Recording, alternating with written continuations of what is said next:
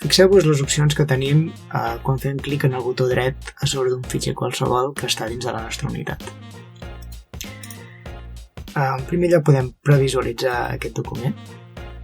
Ens apareix una previsualització que no ens permet editar, però ens permet veure què hi ha dins. La segona opció és obrir amb i ens permet seleccionar l'aplicació amb la qual podem obrir aquell document. Generalment la primera és la més aconsellable. Per exemple, en aquest cas és un document de text i se m'obre amb el lector o amb l'editor de documents de text de Google. La següent secció és compartir, que és l'opció que farem servir perquè aquest document pugui ser accedit per més persones. Quan hi fem clic, se'ns desplega aquest menú i aquí, veieu, ens apareix una opció, un espai per afegir persones i grups. Aquí ens surt llistades totes les persones amb qui hem tingut relació últimament, però podem afegir aquí qualsevol adreça de correu electrònic. Veieu, si forma part fins i tot de la nostra mateixa organització, només escrivint la primera part del correu electrònic ja ens està suggerint una persona a qui correspon aquesta adreça de correu electrònic. Per tant, per exemple, si volgués compartir aquest document amb la Laura, simplement hauria de fer així, d'acord? I ja ens apareix la persona preparada per poder-li fer la compartició. Fixeu-vos que us va desplegant al Google una sèrie de consells, no? I de notes que us ajuda a entendre com funciona el sistema. Aquí se'ns ha desplegat una bafarada que ens diu: afegeix restriccions de compartició. Controla qui pot compartir, baixar, copiar i imprimir aquest fitxer. Entesos. Fixeu-vos que des d'aquí podem canviar aquestes opcions. Podem fer que les persones que jo consideri editors puguin compartir els fitxers i canviar-ne els permisos, o no. Si és així seria que no. I puc permetre que els lectors i comentadors puguin tenir l'opció de baixar-se el document, imprimir-lo i copiar-lo, o si no m'interessés, ho desactivaria.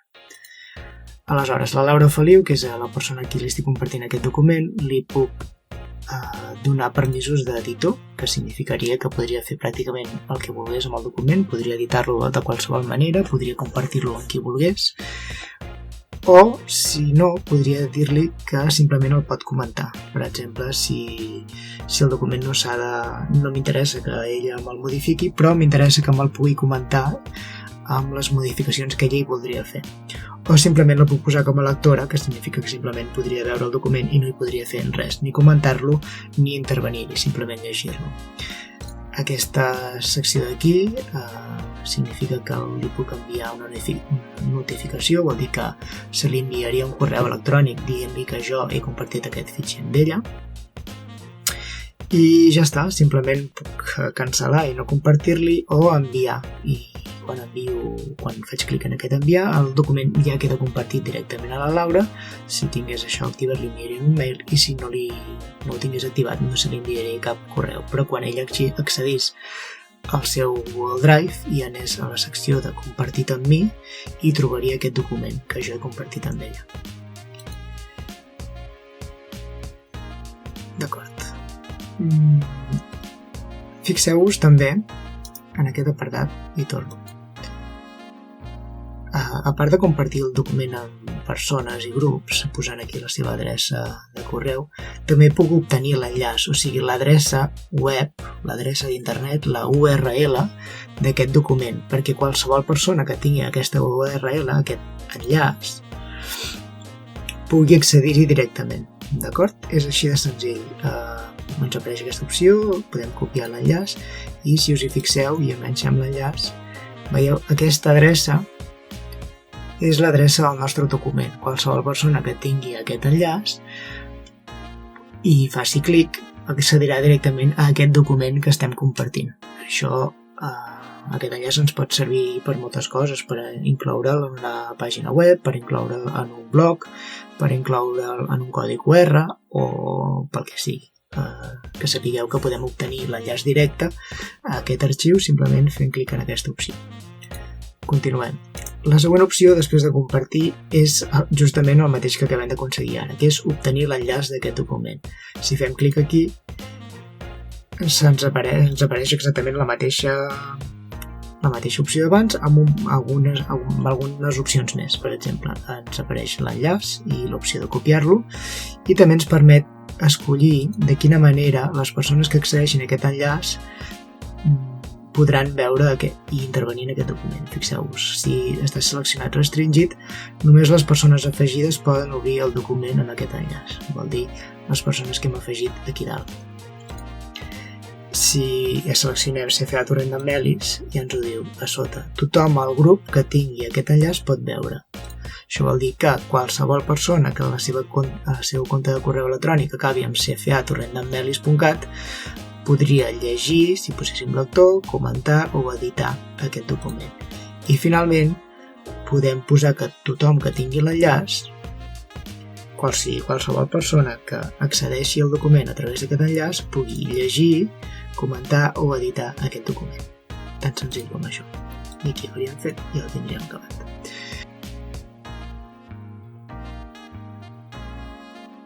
Anem a veure la següent opció que ens ofereix el menú desplegable. Després d'obtenir un enllaç tenim l'opció d'afegir aquest arxiu en una àrea de treball. Una àrea de treball és una selecció d'accessos directes a arxius que tenim en el núvol que necessitem tenir a l'abast i sota una categoria concreta. Podríem crear una àrea de treball per un tema concret que potser utilitza arxius que estan repartits en diferents carpetes però els volem tenir juntets i a l'abast. Aleshores crearíem una àrea de treball per tenir aquests fitxers més juntets, encara que estiguin en ubicacions molt diferents.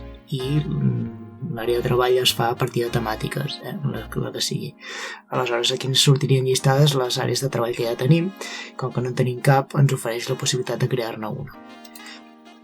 Quan en creem una, l'únic que hem de fer és posar el nom. Podríem posar aquí, per exemple, exàmens, d'acord? Podríem fer una àrea de treball d'exàmens i aquí en els exàmens hi sortirien i podria posar tots els arxius que tenen relació amb exàmens, que són exàmens, però estan repartits en diferents carpetes. Per exemple, tinc exàmens de català, de Competic 1, de Competic 2, de Competic 3, que estan posats en cadascuna de les seves carpetes. Els de català dins de la carpeta de català, els d'anglès a dins d'anglès, els de Competic a dins de Competic, però potser m'interessa fer una àrea de treball per tenir tots els exàmens junts, per la raó que sigui. Aleshores crearia una àrea de treball que es diu exàmens i aniria col·locant amb aquesta opció tots els exàmens a l'àrea de treball que ja he creat. En aquest cas no em surt disponible perquè ja aquest fitxer ja l'he posat en aquesta àrea de treball, però fixeu-vos, si vaig en qualsevol altre fitxer podria afegir-lo a exàmens o en qualsevol àrea de treball que m'interessi. I si us hi fixeu, a l'apartat de prioritat, que és el que havíem vist en el vídeo anterior,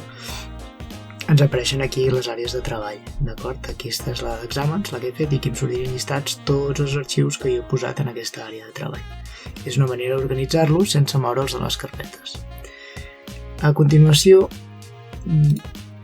l'opció que se'ns ofereix és la de mostrar la ubicació del fitxer.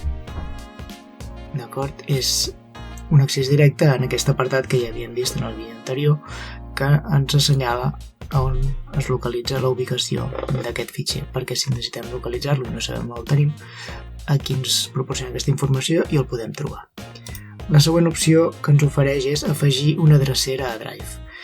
Això també serveix perquè, a part de crear àrees de treball, que són com una selecció d'enllaços a arxius que estan en diferents carpetes, també podem enllaçar, podem crear accessos directes a aquests arxius i posar-los on ens sembli. Això funciona igual que el Windows o el sistema operatiu, són accessos directes normals i corrents. Per exemple, si jo vull afegir una drecera Drive en aquest document, seleccionant aquesta opció, em demana a quin lloc vull posar aquest enllaç. Per exemple, si jo poso a la carpeta de Classroom, afegeixo l'adreça i ara quan vagi a la carpeta de Classroom, que és aquesta d'aquí, veieu, m'ha creat l'enllaç a aquest fitxer que no és a dins d'aquesta carpeta. Anem a veure la següent opció que ens ofereix. També podem moure els fitxers, els podem moure de carpeta. A partir d'aquesta opció, veieu, la marco i haig de dir a quin lloc vull moure aquest arxiu, a quina carpeta vull que em quedi. Podem afegir-la destacats, com us he explicat en el vídeo anterior, on parlava de la secció destacats, podem canviar-ne el nom. D'acord? Què més podem fer? Podem fer-ne una còpia. Informar d'un ús abusiu seria en cas que ens haguessin compartit un arxiu que té contingut pornogràfic o violent o un contingut il·legal, aleshores podríem denunciar d'alguna manera que el contingut d'aquest arxiu és abusiu, és il·legal, i Google prendria accions perquè se suprimís aquest arxiu i prendria accions legals contra aquella persona. També tenim l'opció de baixar aquest fitxer o aquesta carpeta, seria en tot cas, apretant en aquesta opció d'aquí ens apareix l'opció de descarregar aquest arxiu i per tant ens demana a quin lloc de l'ordinador voldríem desar-lo. Què més tenim? Tenim l'opció de suprimir-lo i ens aniria directament a la carpeta a la paperera de reciclatge i allà s'hi mantindria durant 30 dies a menys que la buidéssim i al cap de 30 dies s'esborraria automàticament.